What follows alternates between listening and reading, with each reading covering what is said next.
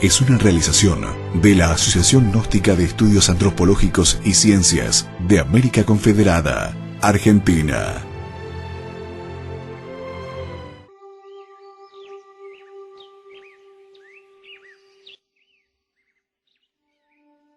Iniciados de la historia: Krishna, Rama, Buda, Zaratustra, Hermes, Moisés, Orfeo, Pitágoras, Platón, Jesús de Nazaret o Samael Aun Weor fueron estrellas fugaces del firmamento espiritual. Dice el escritor y filósofo francés Edward Church: si se contempla la historia de las religiones con los ojos iluminados por la verdad central que sólo la iniciación interna puede dar, queda uno a la vez sorprendido y maravillado.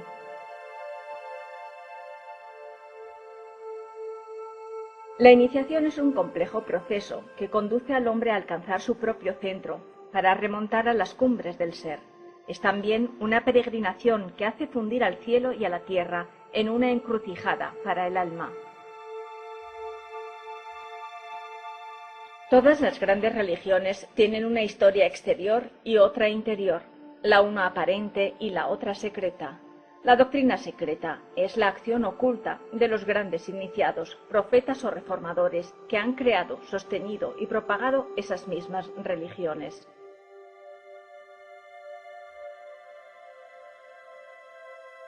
Ellas se prosiguen en el fondo de los templos, en las cofradías secretas, y sus dramas se desenvuelven por entero en el alma de los grandes profetas.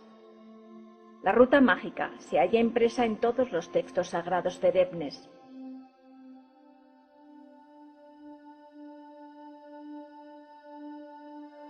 La iniciación trata de hacer vivir al alma la presencia, esencia y potencia de Dios, despertándola a la realidad suprema. Mitología e historia, dioses y hombres se amalgaman en una senda iniciática.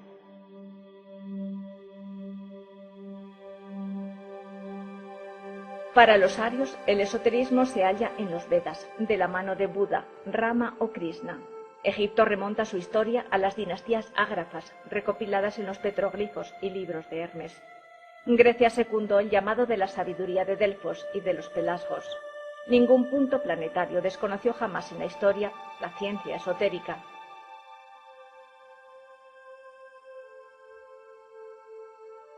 La tradición oculta de Israel contiene elementos afines a Egipto, Caldea y Persia, pero tiene su gran peculiaridad en la Cábala, expresada en el Zohar y en el Sefer Yeshidah.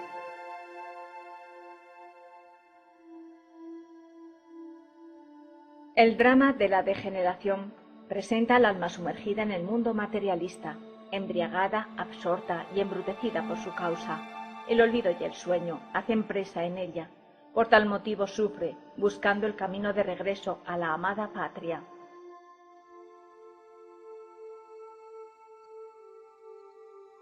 La creación es eterna y continua como la vida. El microcosmos hombre es ternario por su constitución, espíritu, alma y cuerpo, imagen y espejo del macrocosmos.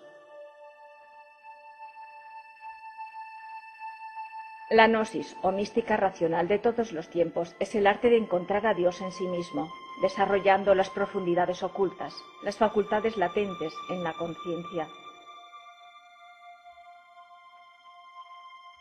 Hoy, ni la Iglesia aprisionada en su dogma, ni la ciencia encerrada en la materia, saben hacer hombres completos. Como al hijo pródigo del Evangelio, la nostalgia embarga el alma del hombre que busca su fuente y su origen primordial.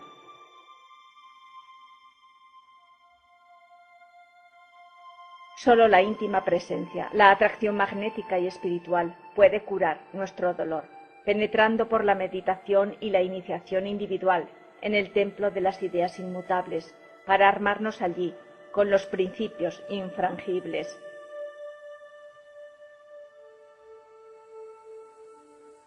Dice un himno védico: oh Agni, fuego sagrado, fuego purificador, tú que duermes en el leño y subes en llamas brillantes sobre el altar.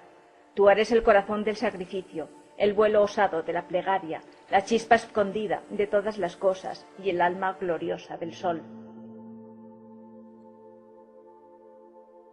Como los radios de un mismo círculo, todas las tradiciones designan un centro común. En la antigua Escitia, pueblo indoeuropeo en las estepas del Mar Caspio, apareció el primer iniciado de la región aria, Rama. Rama fue un sacerdote de recogido y profundo espíritu, con grandes aptitudes en astronomía y medicina herbolaria.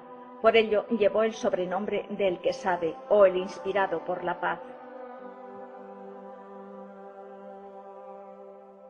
Meditando bajo una encina, sintió la llamada del ser. Él le mostró una serpiente sobre la vara. Así entendió que su misión sería a la vez interna y externa. Debía purificarse a sí mismo y librar a su pueblo de las plagas físicas y morales.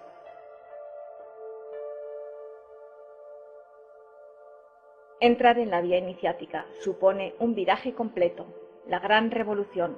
Este entrar impone la decisión definitiva de ponerse al servicio de la trascendencia, lo que implica sacrificar todo lo que lo impida.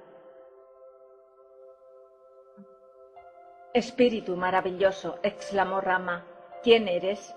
Me llaman Deva Nagosha, la inteligencia divina. Tú difundirás mi radiación sobre la tierra y siempre te socorreré.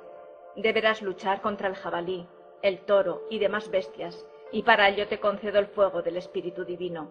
Con él amarás a tu esposa con corazón puro.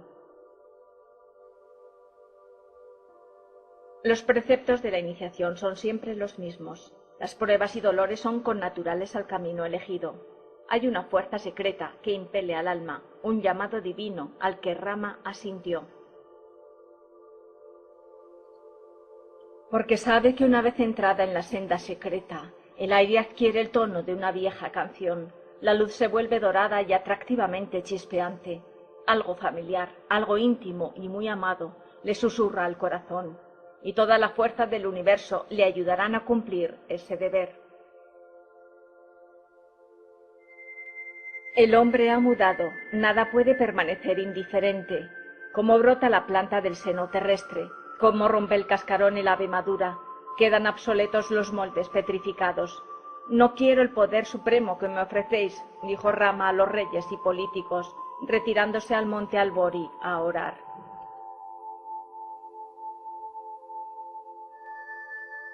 Rama viajó de Europa a Asia, instruyendo sobre el culto al fuego íntimo, alentaba a los esponsales del amor y a la oración sagrada, adoptó el símbolo del carnero de Ra, se hizo sabio, penetrando en los pensamientos, en la sanación, en la paz y en la fuerza.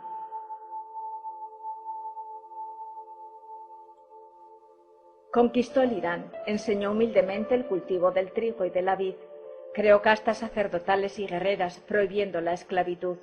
Practicó una política teocrática, equiparando los derechos entre los sexos, con justicia y con equidad. Por su fuerza, genio y bondad, fue amado en Ceilán, disfrutando de la magnificencia de una tierra poblada de elefantes, tigres y gacelas. Sus milagros fueron aclamados. Como el posterior Moisés, hizo brotar un manantial en el desierto, y como el Nazareno supo arrojar a los profanadores del templo. Rama de viejo se retiró del mundanal bullicio, pero siguió instruyendo a sus íntimos y velando por la humanidad. El hijo de Indra y Varuna hizo del sol sus ojos, del cielo sus vestidos y del huracán su soplo, para residir en el palacio de las 1000 puertas, silente como la huella de los pájaros. Desde allí mantiene la flama del universo. Dice el libro de la sabiduría que la creación entera espera con ansia la manifestación de los hijos de Dios. La sucesión de estos a través de los tiempos es una necesidad para la humanidad. Tras Rama, sus hazañas se siguen adorando en los Vedas.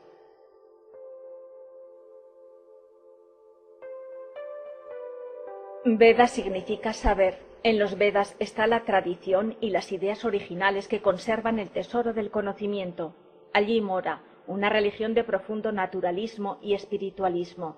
El poeta védico adora a las formas naturales donde se han personificado sus dioses.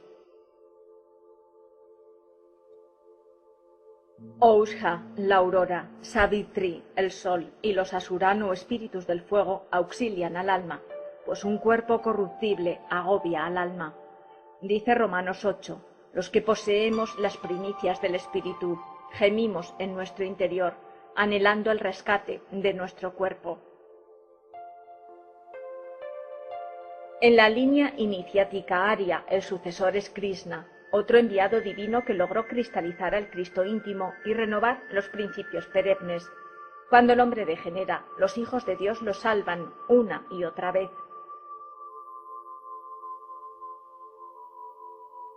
La India védica cayó en el exceso con la separación de las castas y el culto lunar, inclinándose a la idolatría y a la magia negra.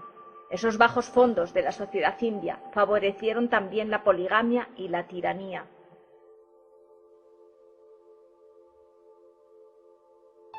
Ascetas y anacoretas habitaban en las ermitas y fondos de las selvas, esperando el retorno de Dios. Dichosas las gentes que obtienen su bendición, pues tendrán a los devas por amigos.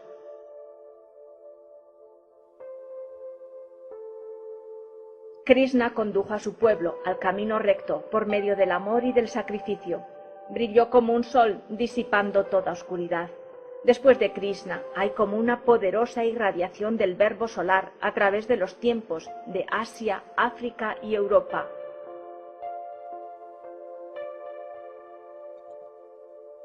El Buda Siddhartha Gautama se encarnó posteriormente en el Tíbet y fue conocido con el nombre de Tsongkhapa. Nació en las estribaciones de los Himalayas en la raza de los Sakyas, que quiere decir poderoso. Su padre, Suddhodana, era uno de los reyes del país, lo cual le proporcionó una infancia lujosa.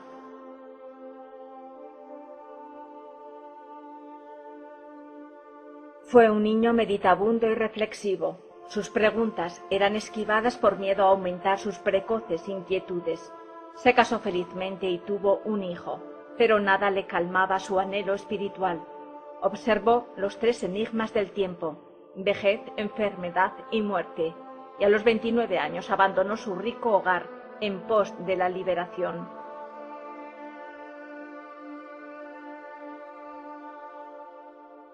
Por experiencia dolorosa, comprendió el camino iniciático e instruyó a ascetas jainos y vino a darse cuenta de que la raíz del dolor está en la ignorancia. Esta vida, decía, es el efecto de la anterior. Ambiciones, fracasos y deseos que pugnan por realizarse. La próxima vida estará en relación con esos deseos proyectados hacia el futuro, y el deseo es continuamente alimentado por nuestros vicios.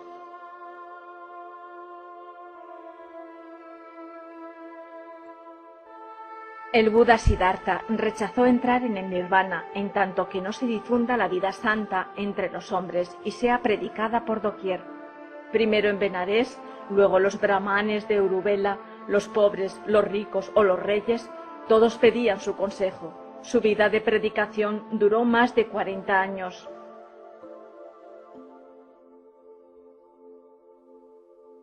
Instruyó sobre el camino de en medio con sus 8 ramas principales, a saber, visión justa, pensamiento justo, palabra justa, acción justa, medios de existencia justos, esfuerzo justo, atención justa y meditación justa.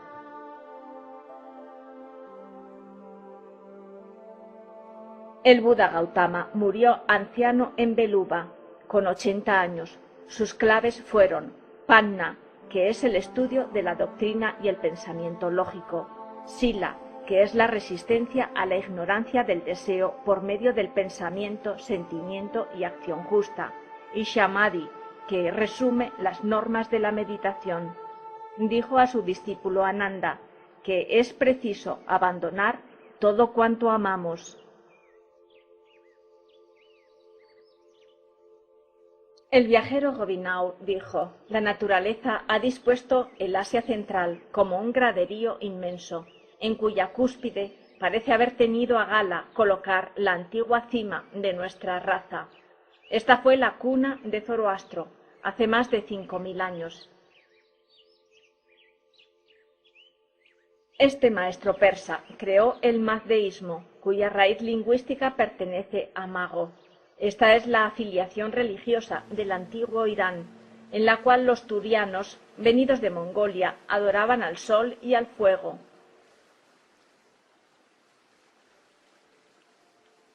Admitían además a los dos eternos principios, el bien como Ormuzd, dios creador, y el mal como Arjimán, príncipe de las potencias del mal. Zoroastro fue descendiente de un linaje de reyes destronados, y su anhelo era volver a instaurar su perdida dinastía. Sin embargo, los profetas anunciaron para él una dinastía más espiritual que física, y bebió del agua mágica que nunca sacia la sed y que sólo Dios podría apagar. Fue instruido por el anacoreta Bahumano, poseedor de la iniciación atlante, quien le dio el nombre oculto de Zaratustra, que significa dorada estrella o esplendor del sol. El maestro le predijo que llegaría a ser apóstol de Ahura Mazda.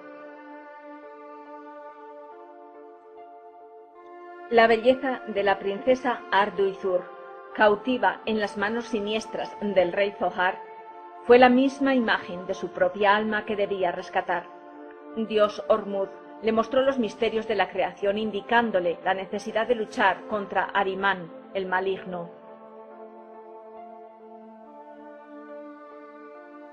El libro sagrado del Zen Avesta es una recopilación de estas enseñanzas, como un largo discurso de las revelaciones entre el Supremo y el iniciado, que permaneció 10 años como anacoreta, superándose a sí mismo. Ormuzd era pacífico, pero le exigía valor para afrontar el deber.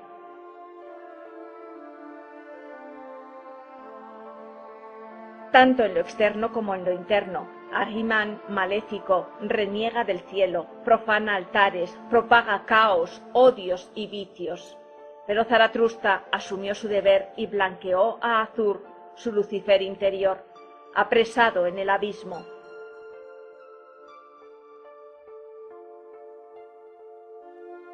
El Zen Avesta, o la palabra de vida, promulga la purificación del espíritu mediante la oración y el culto al fuego, el trabajo de la tierra filosofal símil de la tierra física, con el cultivo de los árboles sagrados o valores del ser, y la lucha contra los turianos o agregados psicológicos.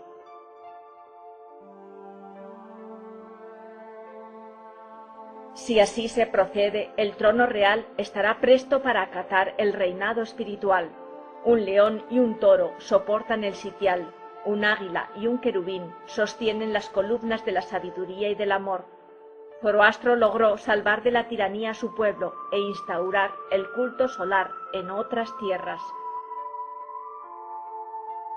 Un iniciado sabe que el destino de la humanidad recorre los ciclos que la naturaleza le impone. Sin embargo, aunque dé la vida por ella, su misión concluye en el espacio y en el tiempo. Entonces es merecedor del galardón. Brilla entonces la justicia de Ormuzd y te aguarda el ángel de la victoria en la resurrección.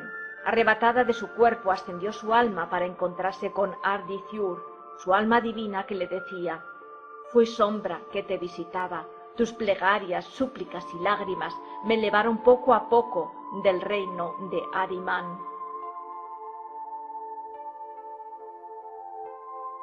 Y sobre el incienso de tu amor he ascendido y me he aproximado al esplendor de Ormuzd. Por fin vamos a beber en la copa de la vida inmortal, en la fuente de luz. Fue Zaratustra un águila humana que contempló de frente al sol.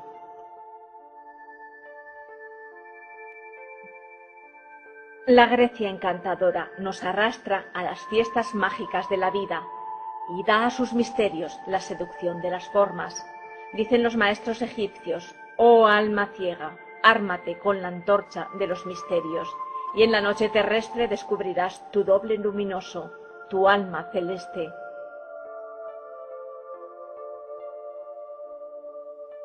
La generación de dioses que habitaron los cielos olímpicos y la tierra en la Edad de Oro regaron una estela luminosa aún brillante en el Kali Yuga. Esta estela, cristalizada en los iniciados, dice: sigue ese camino, guía, que él sea tu genio, porque él tiene la clave de tus existencias.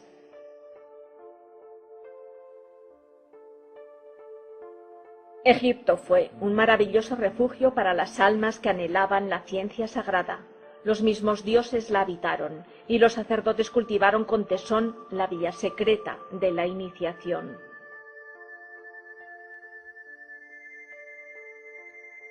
Hermes Tot, el gran iniciado, fue la encarnación de Osiris. Escribió en la tabla de esmeralda: cada sol es un pensamiento de Dios.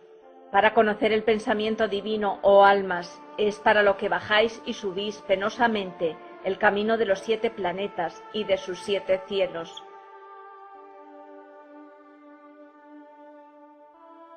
Hermes fue llamado el 3 veces grande por su labor de rey, sacerdote y legislador. Disciplinó a los mismos reyes y arrojó del trono a los déspotas. Se dice que escribió más de 42 libros de esoterismo. Su discípulo más amado era Asclepios, con quien se lamentaba del futuro diciendo: «Oh Egipto, solo quedará de ti fábulas increíbles para las generaciones futuras, y nada durará de ti, más que las palabras grabadas en la piedra». Hermes experimentó la realidad divina y le dijo a Asclepios: Dios puede comunicar a sus elegidos la facultad de elevarse sobre las cosas, pero ellos no encuentran palabras para traducir la visión inmaterial que les ha hecho estremecer. Para alcanzar la sabiduría, el hombre tiene la necesidad de una refundición total de su ser físico, moral e intelectual. Mas esa refundición solo es posible por el ejercicio simultáneo de la voluntad, de la intuición y del razonamiento. Dicen que la visión de Hermes fue el grito de la luz. Toda voluntad que se une a Dios para manifestar la verdad y obrar la justicia entra desde esta vida en participación del poder divino sobre los seres y sobre las cosas, recompensa eterna de los espíritus libertados.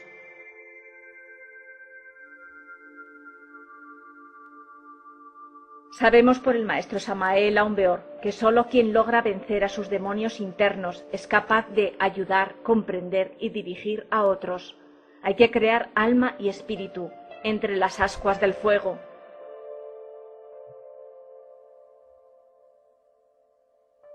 En los misterios egipcios, el aspirante, tras pasar todas las pruebas que le imponía la maestría, decía: «Yo resucito como un dios vivo e irradio en el coro de los dioses que habitan en el cielo».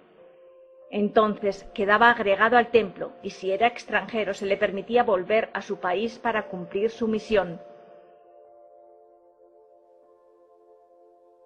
También Moisés heredó la ciencia sagrada de los iniciados egipcios. Fue criado por la hermana de Ramsés II entre los templos, de modo que nada había velado para él.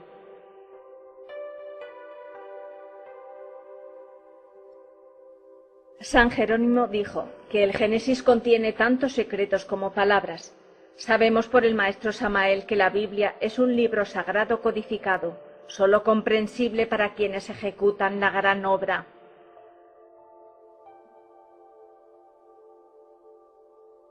En la Biblia están contenidas las claves y principios religiosos del mundo. Moisés recapituló en ella el pasado heroico del pueblo hebreo. Fue su alto iniciado y profeta, que trasladó la antorcha de los misterios desde Egipto a Israel.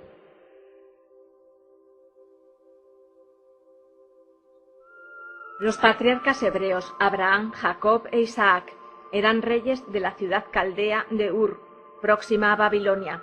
La leyenda de Israel los agrupó en una sola familia, cuando en realidad fueron jefes de diversos pueblos y épocas distintas. Como el toro alado de Asiria y la esfinge egipcia, cuando la Biblia ilustra el sueño de Jacob con su escalera misteriosa por donde circulan los ángeles, muestra un paralelismo de la visión de Hermes en el proceso ascendente y descendente de las almas.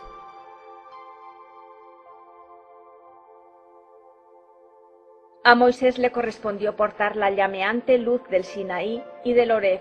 Su espíritu recto, inflexible, tímido y silencioso era enigmático. El llamado de la justicia acudió a su corazón al ver al pueblo hebreo oprimido.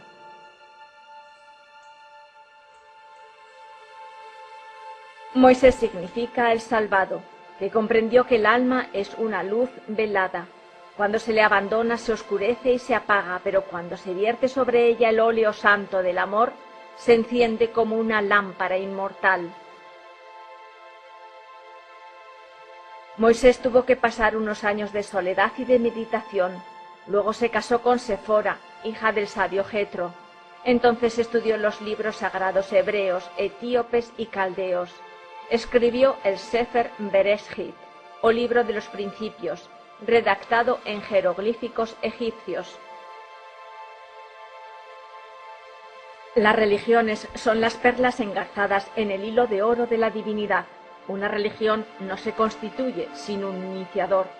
Israel y Moisés son inseparables. Sus escritos tienen doble lectura, con sílabas mágicas donde el iniciado de Osiris fundió su pensamiento.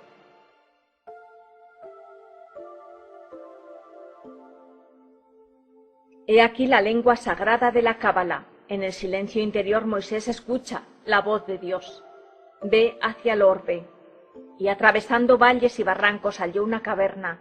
El suelo ardía bajo él, y el ángel le conjuró diciendo: «Descálzate». Y fue armado con espada de fuego, y allí fue su iniciación.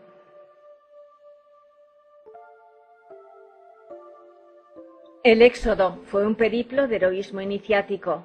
Su fuerza estaba en el Arca de la Alianza o Arcano AZF. Organizó al pueblo con justicia y con equidad, y levantó la vara de su columna vertebral en el desierto de la soledad.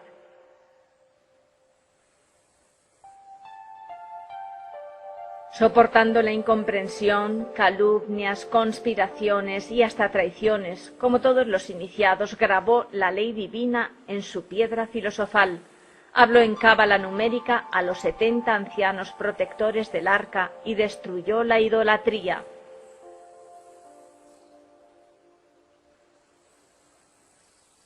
En el libro del Pentateuco, Moisés triunfa en todas las pruebas, hace milagros y Jehová lo protege en forma de nube brillante. Practica la justicia, representando a la misericordia y a la prudencia. Fenómenos extraños le acompañaron siempre. Dominó a los magos y los superó. Condujo al pueblo a la tierra prometida. Designó a su sucesor. Bendijo a las 12 tribus, símil de las constelaciones, y se retiró a disfrutar de la morada de la paz en el monte Nebo. Como a Hermes, también la profecía nefasta del pueblo israelita le entristeció. Desde el monte vio declinar a los hombres, traicionando a Dios, y su corazón se llenó de pesar y les increpó: «Volved a Israel.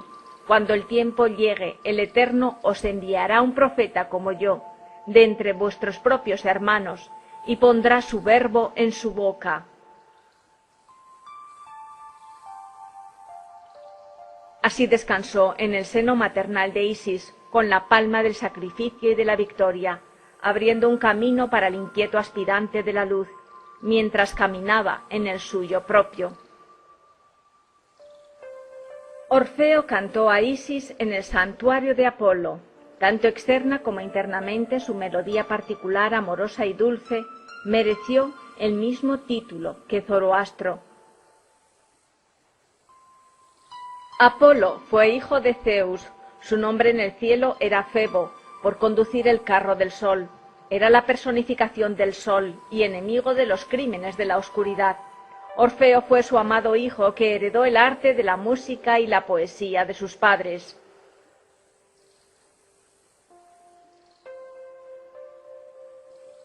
Orfeo cimentó el culto de los equinoccios por medio del amor que profesaba a Eurídice, su esposa, quien llegó a vivir tanto en el Hades como en la superficie de la tierra, alegoría de la muerte y del renacimiento de la vida. Orfeo fue también fundador de los cultos a Dionisio, el posterior Baco romano. Se dice que Orfeo fue 3 veces inmortal y coronado, en los infiernos, en la tierra y en los cielos, por haber superado las 3 clases de pruebas en los 3 reinos.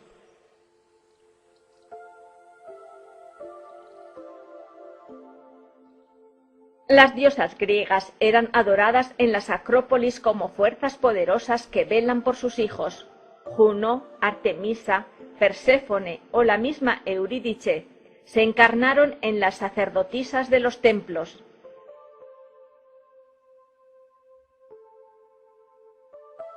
Los dioses masculinos como Júpiter, Zeus, Cronos, Apolo o Dionisio fueron actualizados por el verbo solar de Orfeo. La impulsión teúrgica y dionisíaca que Orfeo supo comunicar a Grecia se transmitió a toda Europa, 5 siglos antes de Homero.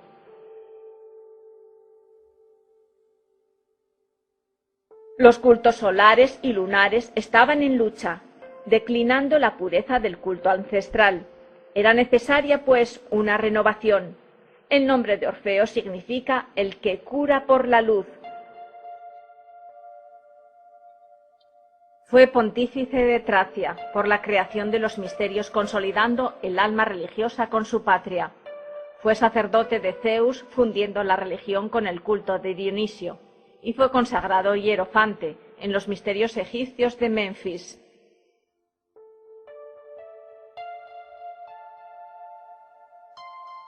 En la montaña sagrada de Caucaión, pelasgos, celtas, escitas, getas o griegos se turnan en el tiempo, donde pueden escucharse las palabras iniciadoras del maestro al aspirante de la luz órfica. Repliégate hasta el fondo de ti mismo para elevarte al principio de las cosas, a la grande tríada que resplandece en el éter inmaculado. Consume tu cuerpo por el fuego de tu pensamiento. Sal de la materia como la llama de la madera que ella devora. Entonces tu espíritu se alzará en el puro éter de las causas eternas, como el águila en el trono de Júpiter.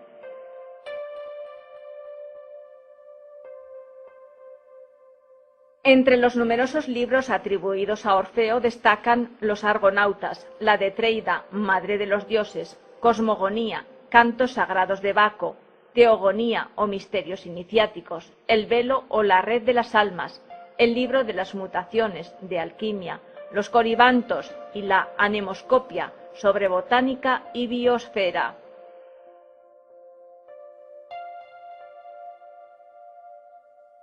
Orfeo descendió a los infiernos como todo ser cristificado para rescatar a Eurídice, su alma divina, su Piscis Sofía. Triunfó de la muerte con su vida en las cavernas de Samotracia. Su lira inmortal seguirá inspirando en aras del amor divino.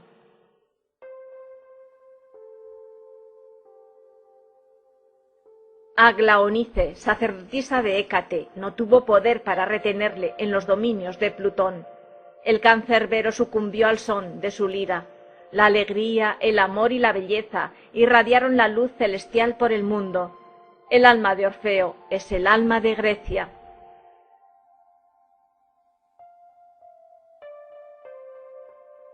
Los misterios de Eleusis custodiaron el drama iniciático. Ellos se celebraron sin cambios sustanciales durante 2000 años. Sófocles dijo: 3 veces dichosos los mortales que después de contemplar los misterios marcharán al Hades. Solo ellos podrán vivir allí, mientras que todo será dolor para los restantes. Conócete a ti mismo y conocerás al universo y a los dioses. El número, peso y medida son las varas de Dios. Así lo entendió Pitágoras hace casi 500 años antes de nuestra era.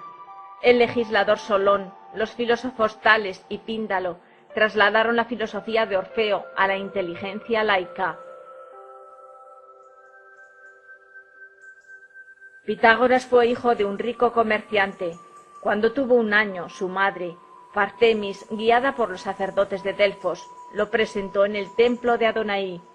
A los 8 años conocía los principios físicos de Hermodamas y a los 20 la ciencia de Pericles y Anaximandro.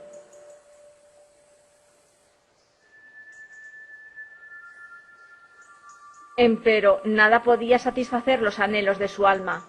Él decía: el ensueño, el sueño y el éxtasis son las tres puertas abiertas al más allá. El número es la ley del universo, la unidad es la ley de Dios.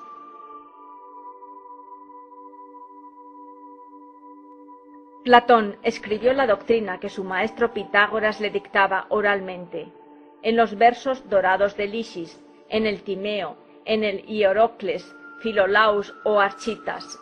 La misma filosofía perenne, adaptada a su tiempo. Pitágoras viajó a Egipto con la recomendación del emperador Polícrato para el faraón Amasis. Estudió allá durante 22 años. Vio al déspota rey persa Cambises invadir la tierra sagrada de los faraones, quien expatrió a los sacerdotes a Babilonia, y con ellos se fue también Pitágoras. Estudió la doctrina de Zoroastro y el culto a Mitra durante 12 años, hasta que Demócenes, médico del rey persa, intercedió por él para que le concediera la libertad, y regresó a Samos después de 34 años de exilio.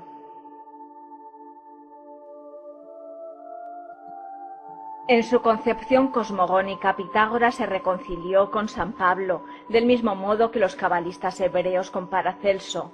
Adoctrinó en los templos griegos, especialmente en el de Delfos. Luego pasó a Crotona, una floreciente ciudad italiana, donde fundó una escuela.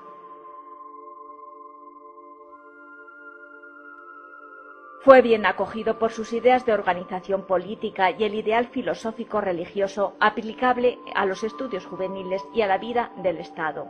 Sin separarse de sus deberes civiles, los iniciados laicos estudiaban ciencia, matemática, física, psicología y religión.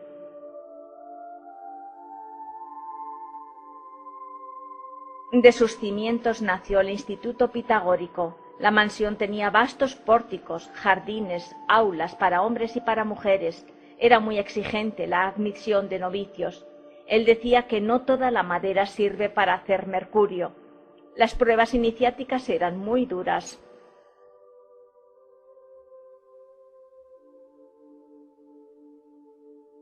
La ciencia de los números era un tratado de fuerzas vivas y facultades divinales puestas en acción. La tétrada sagrada, inmenso y puro símbolo, fuente de la natura, modelo de los dioses, da a los inmortales el culto consagrado y guarda firme su fe.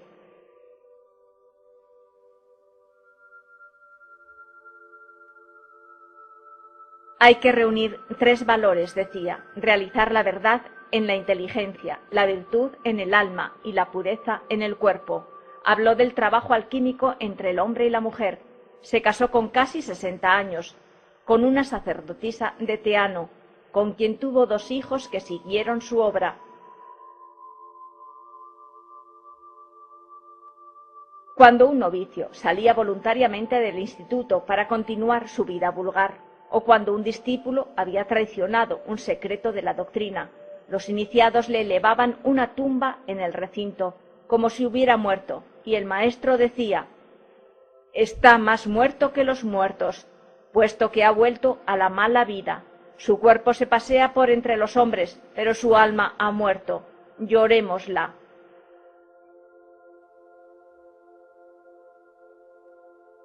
Creía en la política del orden y de la armonía.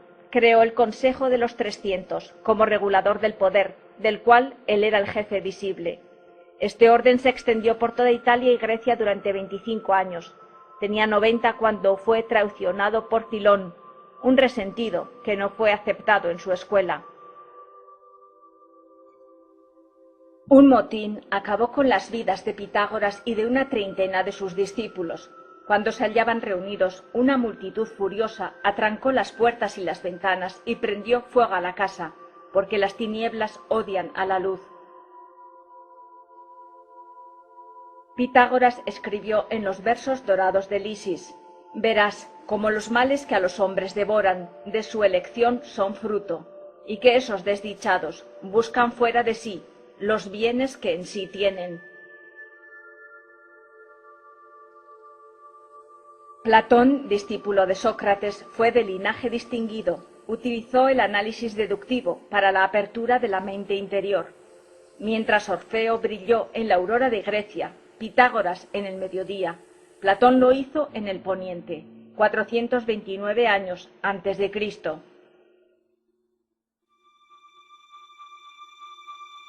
Platón creía en la verdad, la justicia, el amor y la armonía de todas las cosas. Desde pequeño cultivó la música, pintura y poesía. Abandonó los lujos sociales por seguir a su maestro hasta el fin, al cual vio tomar la cicuta. Y comprendió la supremacía de la verdad sobre la belleza y del bien sobre lo bello. Viajó por Asia, Egipto e India y al regresar a Atenas fundó una academia donde se preservó el misterio de los iniciados por varios siglos. Libros como Diálogos, El banquete o Fedón fueron materia de estudio hasta en Alejandría. San Agustín tomó de él su teología. Los Medicis en Florencia abrieron una academia con su nombre. En Píndalo dice: en el cielo aprender es ver, en la tierra es acordarse. Eros, Perséfone o Deméter fueron símbolos aleccionadores del proceso del alma en búsqueda. Luz o tinieblas, como maestras del hombre, que dichoso conoció los misterios, pues él conoce la fuente y el fin de la vida.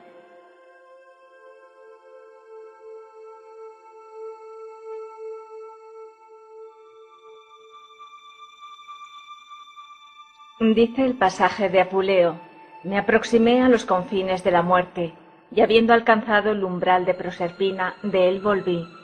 En las profundidades de la medianoche vi al sol con luz espléndida, al mismo tiempo que a los dioses infernales y a los dioses superiores.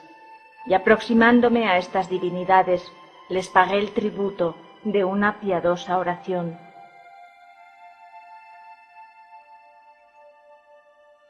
El advenimiento del Hijo del Hombre será como un relámpago que sale del oriente y va hacia el occidente. Yeshua ben Pandira o Jesús de Nazaret fue el primer iniciado del Kali Yuga, abriendo la era de Piscis.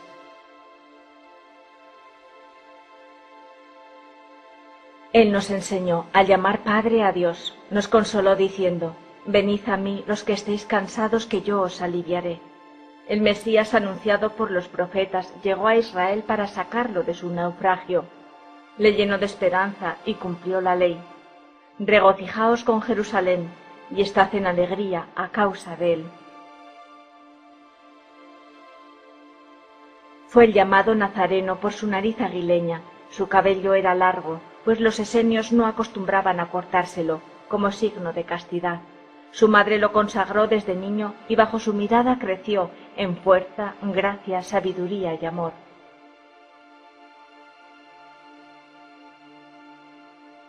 Filón decía que los esenios, algunos poseen el don de la profecía, sirven a Dios con gran piedad, no existe entre ellos un solo esclavo, todos son libres y trabajan unos para otros. Su palabra tenía la fuerza del juramento de los misterios. Tanto los esenios como los pitagóricos oraban al sol espiritual, efectuaban ágapes místicos, tenían noviciados y grados iniciáticos. La enseñanza estaba dividida en tres partes: la teogonía o lógica, la física o cosmogonía y la moral del hombre. La doctrina de Jesús cumplió con lo exotérico y lo esotérico. Él mismo dijo a sus discípulos: a vosotros os es dado saber el misterio del reino de Dios, mas a los que están afuera, por parábolas, todas las cosas, para que viendo vean y no echen de ver, y oyendo oigan y no entiendan.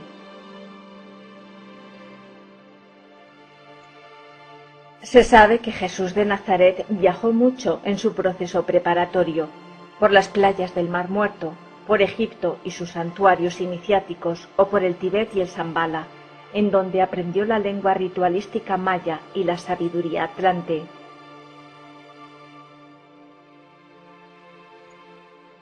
Su doctrina fue escrita en múltiples evangelios.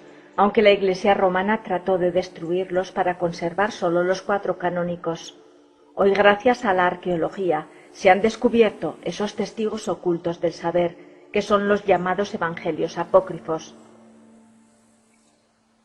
El primero en salir a la luz fue el Pistis Sophia, posteriormente el libro de Juan, el de Jaime, el de Santiago, el de Tomás, o los dichos secretos del Salvador, el Evangelio de la Paz, el de los egipcios, el de la verdad, el de Felipe o el de María, entre otros. Estos textos están escritos en el tiempo posterior a su muerte, durante los 11 años que vivió con sus discípulos una vez resucitado. Entonces les dijo que todos los hombres son polvo, porque proceden de la vida corrompida, pero la providencia en sí misma es sabiduría.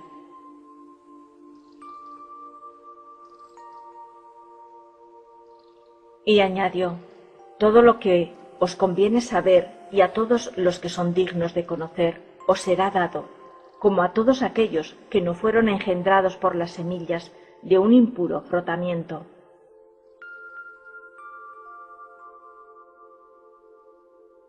Su vida pública llevó el sello de las grandes iniciaciones, liberó a los oprimidos, despertó a los dormidos, fue estricto con los profanadores del templo, con los hipócritas y fariseos, curó y amó hasta la muerte, estructurando un orden religioso con sus 12 discípulos semejante al sistema solar.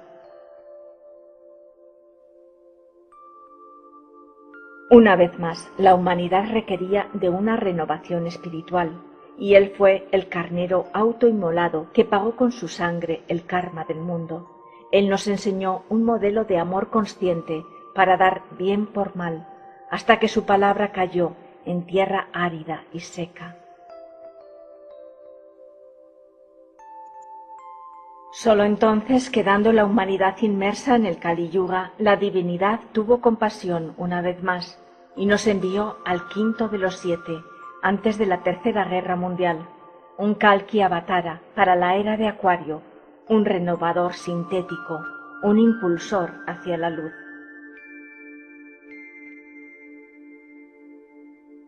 El arcángel de Marte es Samael Aun Beor, dios de los ejércitos, príncipe de los volcanes y de los terremotos, es el Verbo de Dios, con poder sobre los cielos y sobre los infiernos.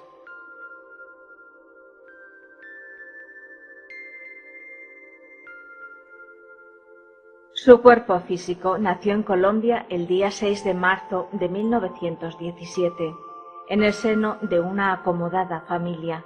Sufrió la separación de sus padres y el duro trato de su progenitor, pero ello no fue impedimento para que disfrutase con su conciencia despierta del trato de devas y de elementales.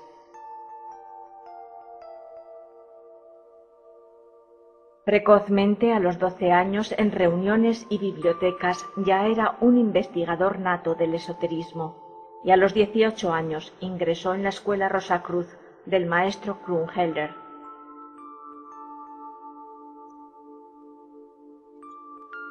Humildemente, él también confiesa haberse equivocado repetidas veces. Huyó de la charla ambigua y de la afiliación al pseudoesoterismo. Solo buscó la verdad. Entre una juventud ardiente buscó la vida asceta a orillas del mar Caribe con su esposa, donde logró las iniciaciones tercera, cuarta y quinta.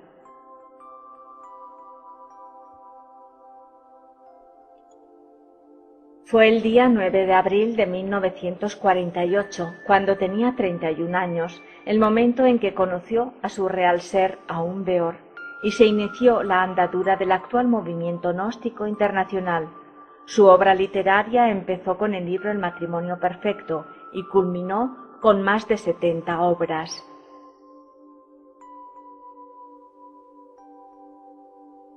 Como todo gran iniciado, fue perseguido, calumniado y rechazado, porque las tinieblas no aceptan a la luz. Igual que las criptas iniciáticas, el Santuarium Summum Supremum de la Sierra Nevada de Santa Marta en Colombia cumplió la labor de expandir la luz.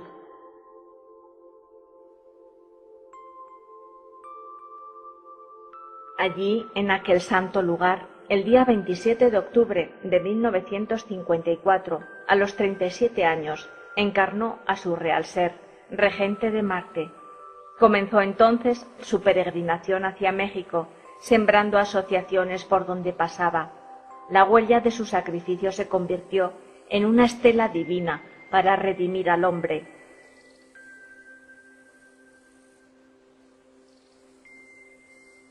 Porque el Verbo nuevamente se hizo carne para habitar entre nosotros. Él llegó para curar a los enfermos, para auxiliar a los perdidos, para devolver la esperanza al hijo pródigo y para instaurar la rebeldía psicológica.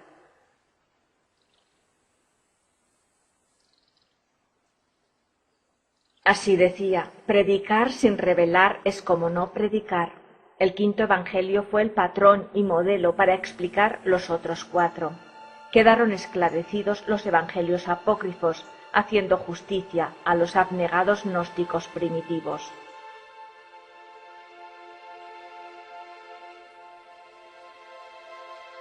Los misterios del fuego, del sexo, de la muerte psicológica y del sacrificio iniciático fueron explicados con total nitidez.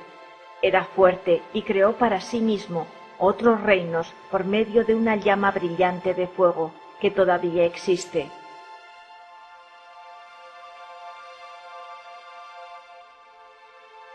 La Logia Blanca le prohibió viajar fuera de México, pues peligraba su vida. Alcanzó el estado de Turilla, o conciencia despierta, con la intelección iluminada de Prajna Paramita. Todo lo que develó lo experimentó en sí mismo, pues sabía que toda teoría es gris y solo es verde el árbol de la vida.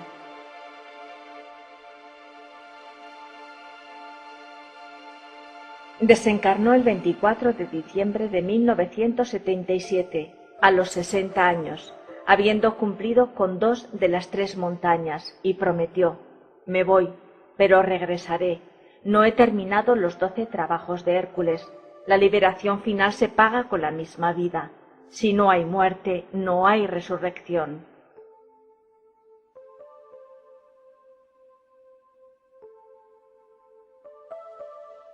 Si quiero entrar a la Eón 13, al absoluto, necesito que en toda la hermandad gnóstica no corra ni una sola lágrima por sus mejillas. También tendré que regresar porque llevaré a toda la humanidad al éxodo.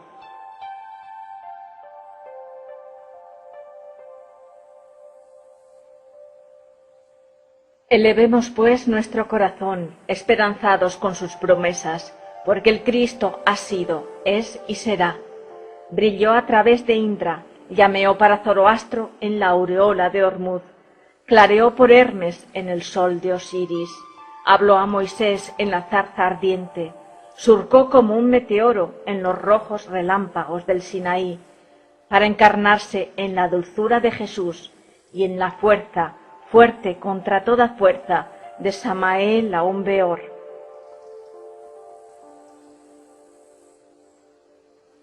Con la frente hacia lo alto adorad al Señor, escuchad su palabra de místico son. Un camino señala de luz y eterno amor a los hombres y a los pueblos que entendieron su voz.